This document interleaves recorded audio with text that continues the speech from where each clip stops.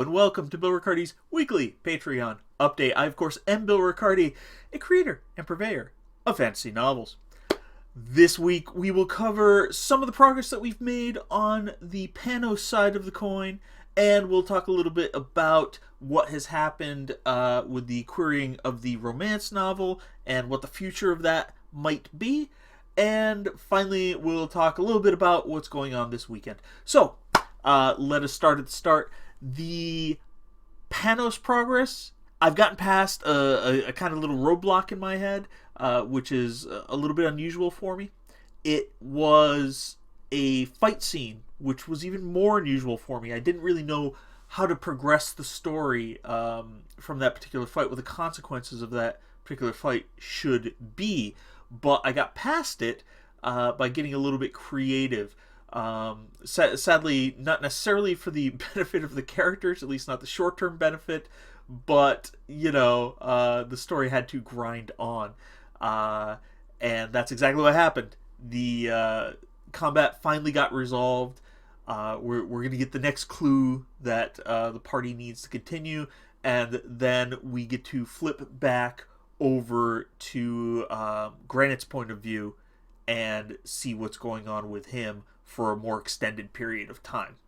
The last chapter was huge, actually, particularly by my standards, perhaps twice as large as most chapters, and I've got a feeling that might be the tone or the trend, is smaller multiple chapters with Granite, followed by larger adventure chapters with what's going on with the rest of the party out in the world.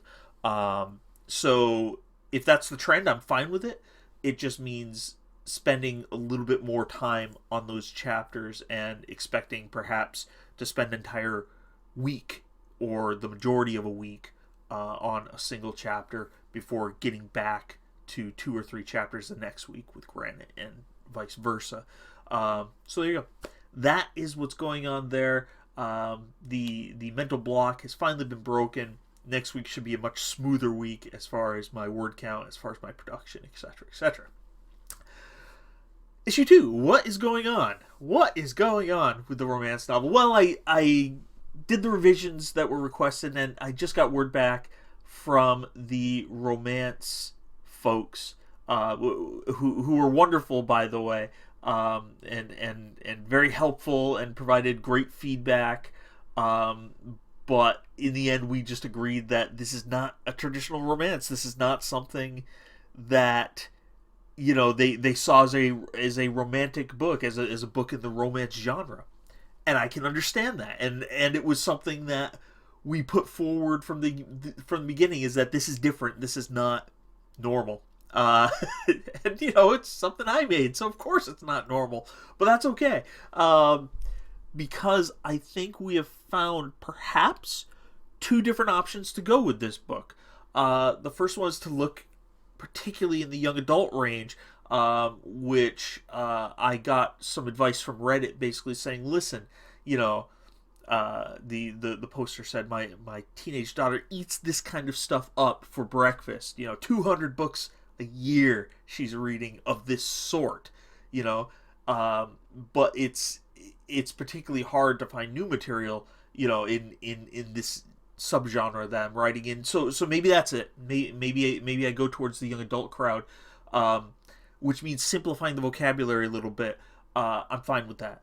I mean, as long as the story itself, flows through, I don't have to get all fancy schmancy. The other route to go, is, instead of calling it magical realism, which it is, and which is actually part of this particular genre, I could look into mythic fantasy. Now, mythic fantasy is particularly the type of stuff, and I wasn't intentionally trying to do this, it's particularly the type of stuff that the likes of Neil Gaiman is doing. And the stuff that, you might see out of kind of the later Zelazny. And, of course, these are my idols. I just didn't realize I'd gone quite fully down that path, but apparently I might have. So we might be looking at mythic fiction, not to the level of your Percy Jackson type stuff, but maybe to the level of, certain things that Gaiman has produced and what have you. My inspiration for this was Studio Ghibli, of course, but there is crossover there. So, we're gonna see what happens. I'm gonna remarket it, and once I get some feedback from these new markets, I may have to retool it a little bit again for either vocabulary or for the mythical content, and we'll see what happens there. But I'm excited. I'm excited that this is not a dead end. For a few hours, I was just shaking my head going, I've written a book that is unpublishable. But the truth is I was going to self-publish it anyway. Damn the torpedoes. But maybe not. Maybe there is room in this world for a book like My Foxy Boyfriend. Working title, by the way, that could easily change. This weekend we're looking at a little bit of advertising activity from me. I need to get back on the ball as far as that's concerned. It's not going to be a full working weekend, but I'll spend at least 10 hours between the next 2 days and tonight just getting my advertising back in order,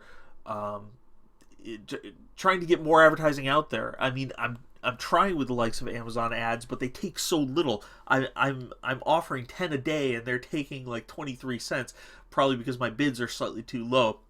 I'm going to see if ramping up the bids helps, or if that's just a money sinkhole. We will see.